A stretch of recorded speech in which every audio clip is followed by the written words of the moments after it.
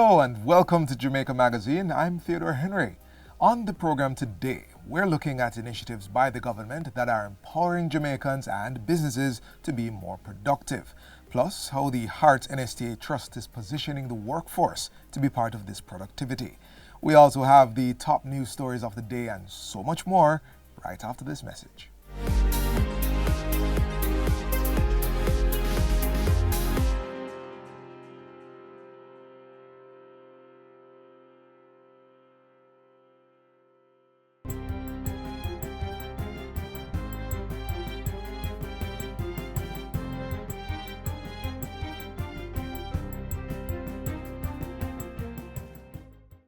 Good day, I'm Jabertha Atkinson, and this is your GIS News for Thursday, April 10, 2025.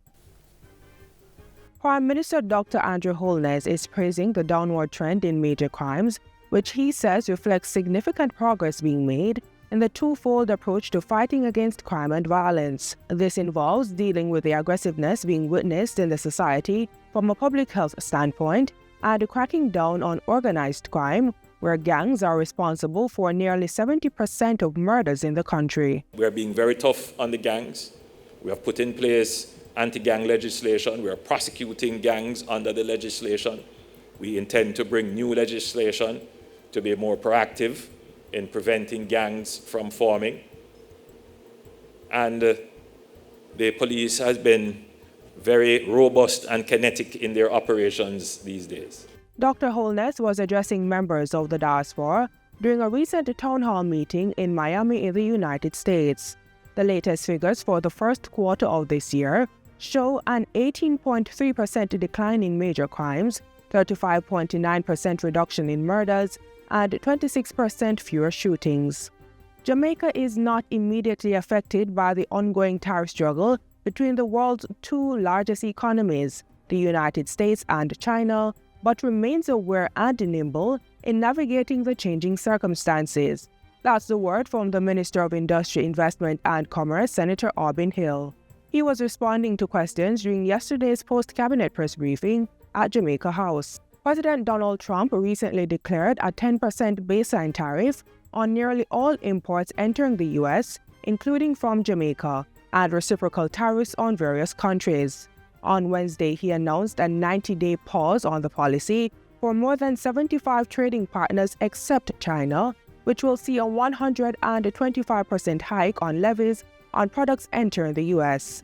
Minister Hill says that while Jamaica is not the target of either the economic powerhouses, we have to be strategic in maneuvering through this uncertain time while keeping the welfare of Jamaicans at the forefront. For every obstacle, there are 15 to 20 opportunities that come with it. Let's find them and make sure they work for us. Under the existing Caribbean Basin Initiative, CBI, goods from Jamaica and most countries in the region enter the U.S. under preferential arrangements. The Ministry of Foreign Affairs and Foreign Trade is reviewing the necessary documentation to ascertain whether the CBI will still apply or all Jamaican goods are now to be subject to the 10% tariff announced for the island. And if that happens, we then have to say who else is in the 10% category, because the lowest one. And any of those in that 10% category, do they sell the stuff that we sell to the United States? Some may, but they may actually be located in Africa or Asia. We then have clearly a competitive advantage from location, the geographic location. And we then must find the ways, which is what we as Jamaicans have done in the past 10 years. The government is taking urgent steps to revamp the demonstration plate system amid growing concerns about its misuse and links to criminal activity. Demonstration plates are to be used strictly within automobile trade for purposes such as transporting vehicles from the port, test driving vehicles for sale, or moving them for repairs or registration in accordance with the road traffic regulations. Transport Minister Darrell Vaz says the issue of their misuse is exacerbated by the police's inability to trace the plates using their smart check system, as well as the lack of an accurate count from Tax Administration Jamaica on how many plates are currently in circulation. As a result, he says legislative amendments will be required to overhaul the system and support a more secure, transparent, and accountable demonstration plate regime. In light of the above observations, the government will embark on a total revamp of the current system and replace it with a web-based demonstrated permit system. Dealers are able to access demonstration plates as required, and the authorities are better able to enforce and monitor compliance with little resources. For the design and implementation of the management system, a total recall of existing plates, which a deadline will be issued, submission of the legislative changes, and of course, finalize new fee structure. Minister Vaz was speaking at Wednesday's post-cabinet press briefing. He says the new digital system is expected to cost $10 million. Still on transport matters, the government is moving apace to implement major changes to the Certificate of Fitness program. As announced by the Prime Minister during his budget presentation in March, motorists will soon be able to license their vehicle for up to 2 years, an increase from the current 6 months for commercial vehicles and up to 2 years for private vehicles. Transport Minister Darrell Vaz says the policy shift will be technology-driven and is set for implementation by July. The team is working on a technology solution to integrate the fitness and registration systems, enabling the Jamaica Constabulary Force to access all necessary vehicle information via the license plate. This will require amendments to the road traffic regulations to give effect to these changes. The projected implementation time for this is within the next 2 to 3 months. Between June and July is what I have mandated. So the days of the stickers on your car and the paper certificate of fitness and all that goes with it are a thing of the past. The government is also addressing delays at examination depots for driver's licenses to ease congestion and cut through the bureaucracy currently affecting the process. You go to the depot, and depending on what methodology you wish to use, is how fast you get through. Whether you wait months or whether you wait a few minutes or a few hours, all depending on who you see and who you talk to. We're going to move away from that, where you make your appointment online, and only those people that have appointments on that particular day and that particular time will be allowed to go into the depot for that particular exam. The long-anticipated National School Nutrition Policy has received Cabinet approval and is now on track to become law, according to Education Minister Dr. Dana Morris-Dixon. Developed in partnership with the Ministry of Health and Wellness, the policy outlines a structured approach to delivering proper nutrition and promoting overall wellness within schools. Speaking at Wednesday's post-cabinet press briefing, Dr. Morris-Dixon highlighted the transformative potential of the policy once enacted. This policy has been in train for a long time, and I'm so very happy, and congratulations, PS, that we're finally at this point where we can bring to Jamaica the National School Nutrition Policy, which will change the way our children get their meals in schools and the entire apparatus around school nutrition. And finally, a month-long initiative aimed at raising awareness and appreciation for the vital role farmers play in national development has been launched. The Thank a Farmer campaign is an initiative of the Ministry of Agriculture, Fisheries and Mining and the Jamaica Agriculture Society JAS. It was unveiled during the recent launch of Farmers Month. During yesterday's post-cabinet press briefing, Portfolio Minister Floyd Green said the campaign would both honor the nation's farmers and encourage broader discussions around food security and agriculture's impact on Jamaica's future. This year's observance centralizes all activities and messaging across the Ministry of Agriculture, Fisheries and Mining and its various agencies. The campaign, which is being rolled out with the support of RADA, includes a series of island-wide events. These began with a church service in Mandeville and will continue with the inaugural Manchester Food Festival on April 13, as well as the Montpelier and St. Mary agricultural shows on April 21. Other highlights include a farmers market at the ministry's Kingston Playfield on April 25 and the grand finale, the Thank a Farmer Wellness Fair, dubbed A Day with the Minister, at Hope Gardens on April 29. The public is encouraged to support and participate in the activities honoring our farmers. And that's it for JIS News today. I'm Jabertha Atkinson. Thanks for watching.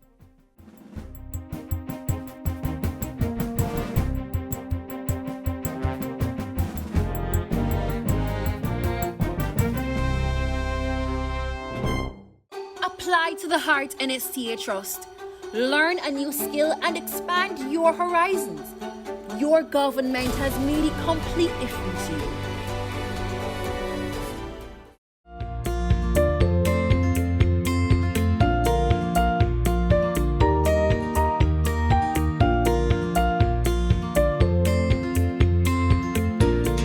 To boost productivity, we must urgently reform Jamaica's public bureaucracy.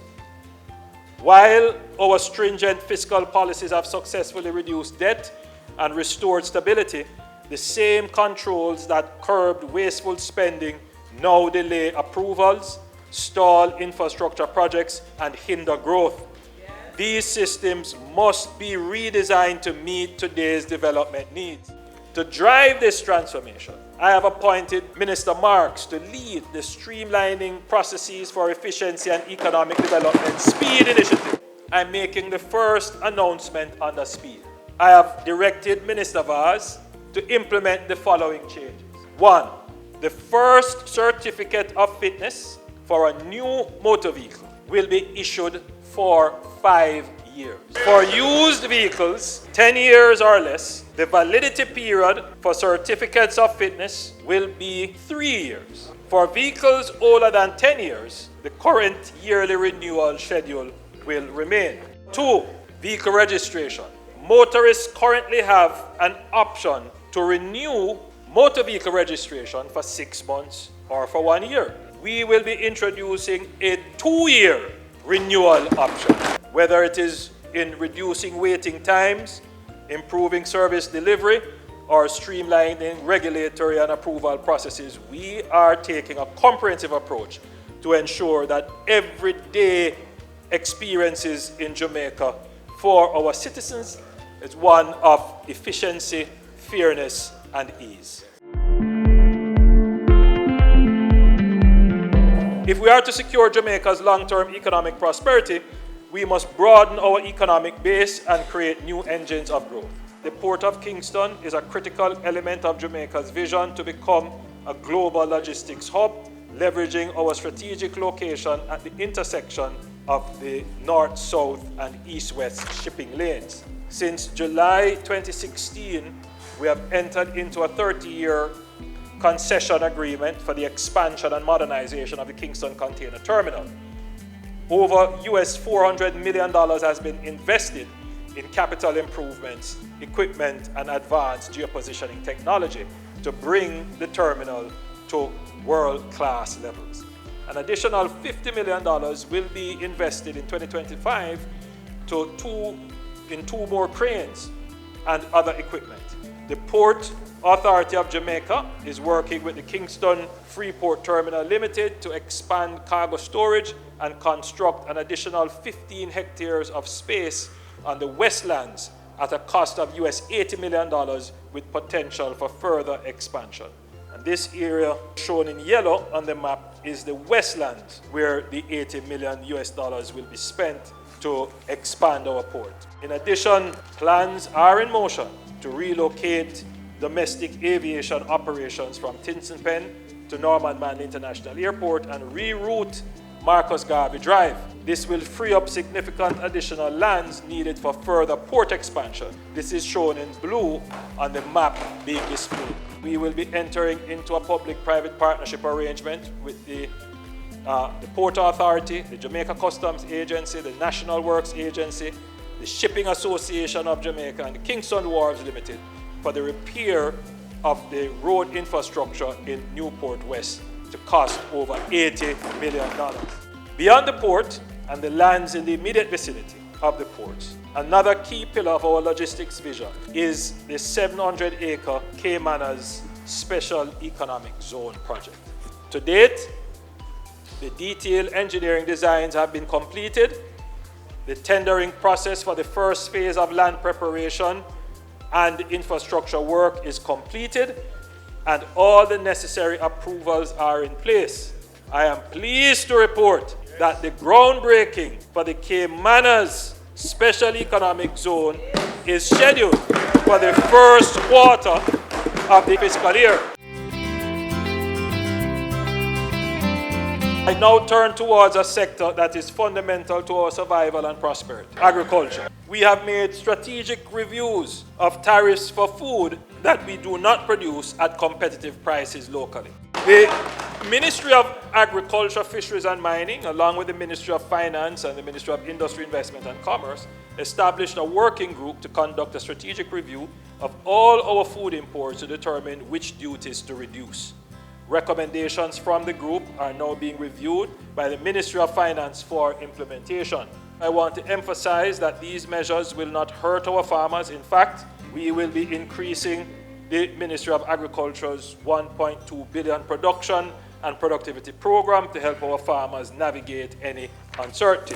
While a number of inputs critical to agriculture production are zero-rated, the Ministry of Agriculture has highlighted that seeds are not, and as such, are adding costs to local production.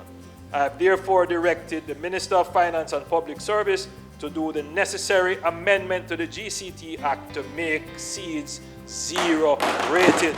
We will also revise the GCT Act to redefine eligible vehicles to include versatile options like panel vans and small trucks. These vehicles will now benefit from the existing 20% duty concession that currently applies to pickup trucks. I've given directives that steps should be taken for our registered fishers to be included in the 20% duty concession regime. The effective date will be announced by the Minister of Finance. This government will also move to amend the age to permit the importation of light commercial vehicles from 10 to 15 years to reduce the financial burden on farmers. I am pleased to announce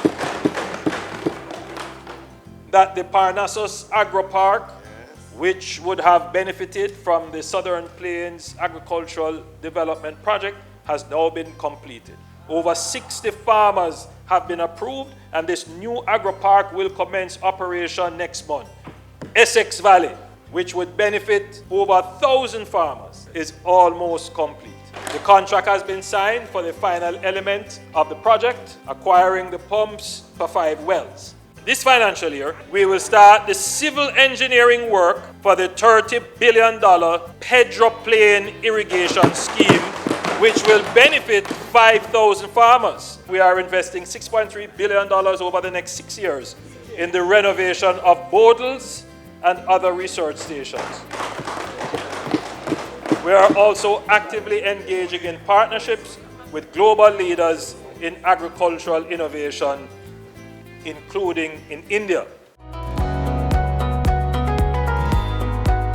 The cultural and creative and entertainment industries are cornerstones of Jamaica's informal economy, contributing significant income for many families. Madam Speaker, rest assured, the Aspire Growth Strategy recognizes the vital role of these industries, and my administration is committed to providing the resources to support and expand them. Madam Speaker, a once forgotten location, Fort Rocky, is now poised to be our first declared entertainment zone. You will recall the launch of the $1 billion Jamaica Screen Development Initiative launched in 2024. JAMPRO is currently negotiating a co-production treaty with Canada, which will allow Canadian filmmakers to partner with Jamaican filmmakers to film in Jamaica. We are also pursuing similar arrangements with Nigeria, India, and South America. With sound policies and funding, we will make movies for the world based on our culture that are produced by Jamaicans at Jamaican facilities. We are ready to move Jamaica to the next chapter, which is about accelerating growth for peace, productivity, and prosperity.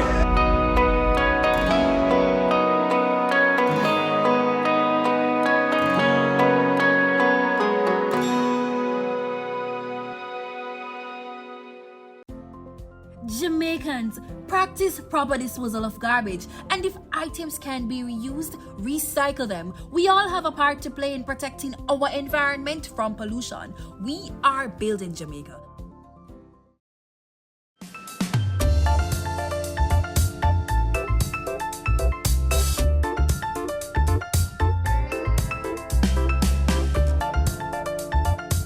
Let's recap a conversation I had recently on the positive strides of the Heart NSTA Trust with Managing Director Dr. Tanisha Ingleton.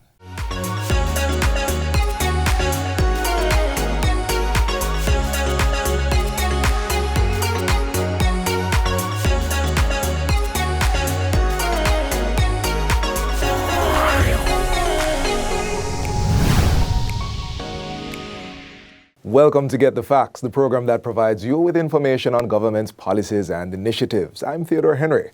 The Human Employment and Resource Training National Service Training Agency, or as most of us know it, the Heart NSTA Trust, plays a crucial role in equipping Jamaicans with the skills and the knowledge needed to succeed in today's dynamic workforce. As industries continue to evolve, so too is Heart, adapting its training programs to meet the changing demands of both the local and the global job market.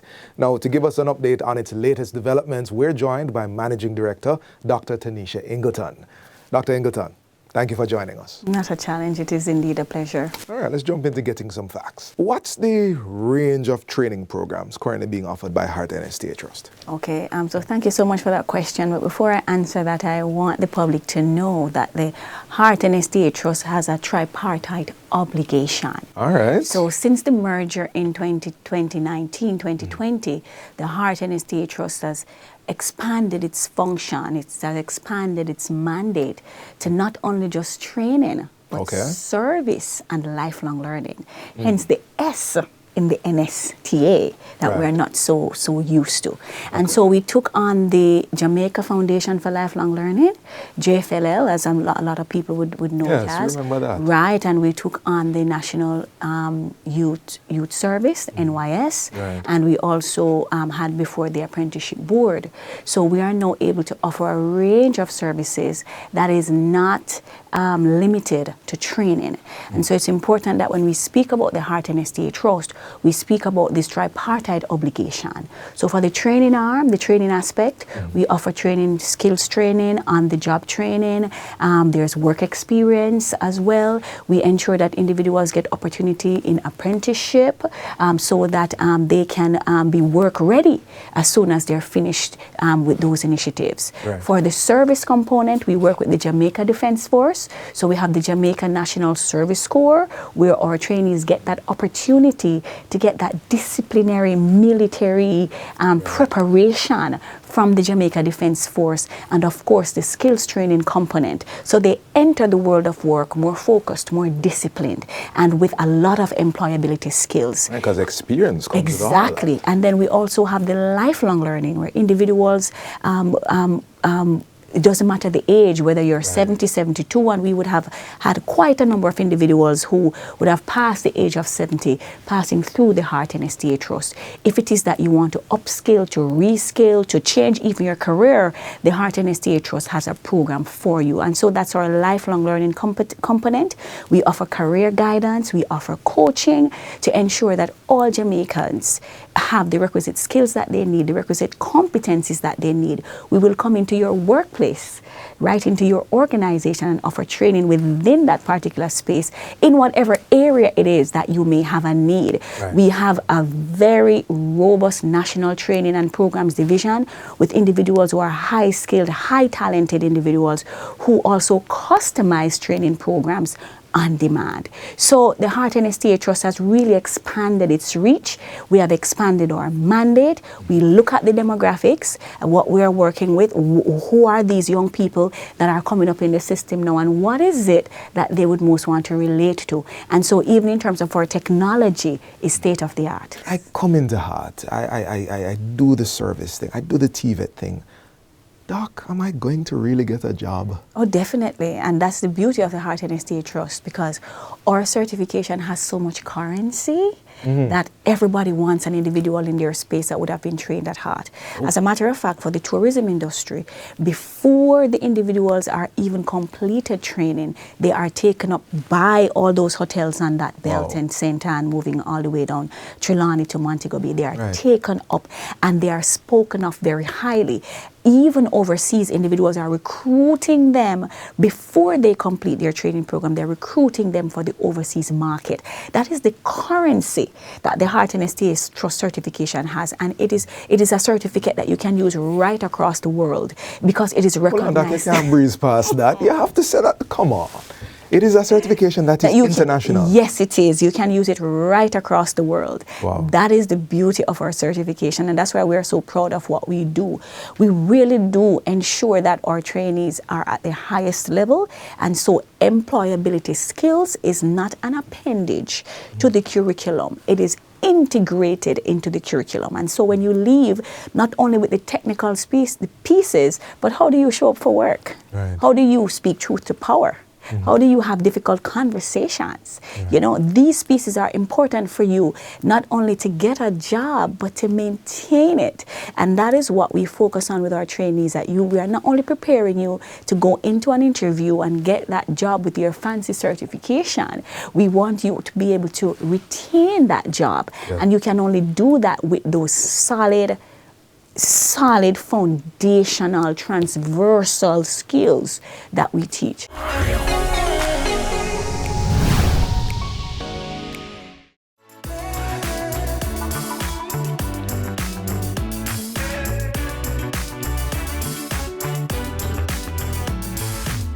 This is where our journey ends, but only for today. Join us again tomorrow when we bring you another informative program. In the meantime, stay connected via our website, jis.gov.jm. And while you're online, send your feedback to Jamaica Magazine at jis.gov.jm or via X at JIS News. You may also find us on all the major social media platforms and through our mobile app that's both Android and iOS compatible. On behalf of the production crew, I'm Theodore Henry. Take care. This has been a production of the Jamaica Information Service, the voice of Jamaica.